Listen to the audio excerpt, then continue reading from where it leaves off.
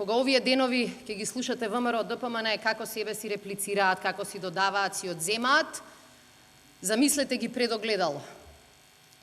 И замислете ги дека си ги зборуваат истите критики и истите обвинувања кои што ги даваат секогаш на погрешна адреса.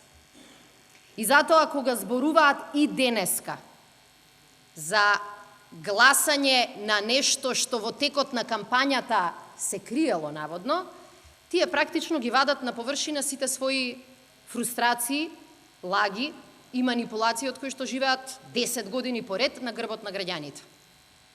Бидејќи денеска темата станала за што се гласало, а што после тоа се појавило во собранието, еве го листингот од 2011. И кажете ми на кој митинг и во која програма на ВМРО, ДПМН или платформа пишавте дека ќе носите амнестија на хашките случаи. Еве, кажете ми, вие овдека половина истите сте.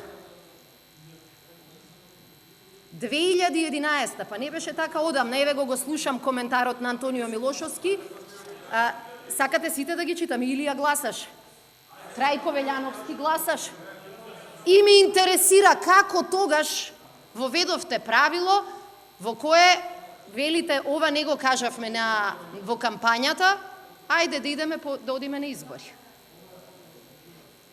Значи, ова само покажува дека луѓето кои лесно лажат, први ќе ве обвинат дека лажете. Луѓето кои многу крадат, први ќе викаат држете го крадецот. И затоа денеска,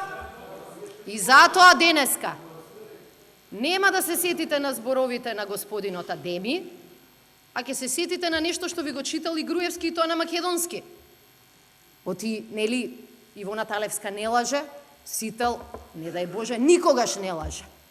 Па ве гледавме сите вас еден по друг, како горди, полни себе влегувате во белана палата со честни пари на ВМРО, ДПМН е направена. Влегувавте и кога ќе ве прашаа нешто, велевте готово е, намирена е, направена е владата. И Ивона Талевска нормално излезе и кажа се е договорено, платформата, не знам тогаш како ја крсти, е прифатена. И кај бевте вие овдека да барате бесконечни седници во собранието? Меѓутоа, едно е точно, дека со секој ден на ваше седење овдека и само реплицирање, со секој ден на бегање, класично на Никола Груевски, од салава, часовникот, финансиски, економски и социјален на оваа држава отшукува. Минимална плата денеска можевме да имаме 12.000 денари. Стипендиите можеа да бидат исплатени. Не требаше да чекаме некој да положи англиски за да ги исплаќа субвенциите. Тоа е денеска единственото што го блокирате. Блокирате македонските граѓани да се вратат на нормален живот. Единственото нешто што сакате да го спречите не е Македонија да биде ваква или онаква. Единственото нешто што сакате да го спречите овој кој бега, не знам кој пат досега во последните 10 години, да продолжи да бега, богами, и од правдата.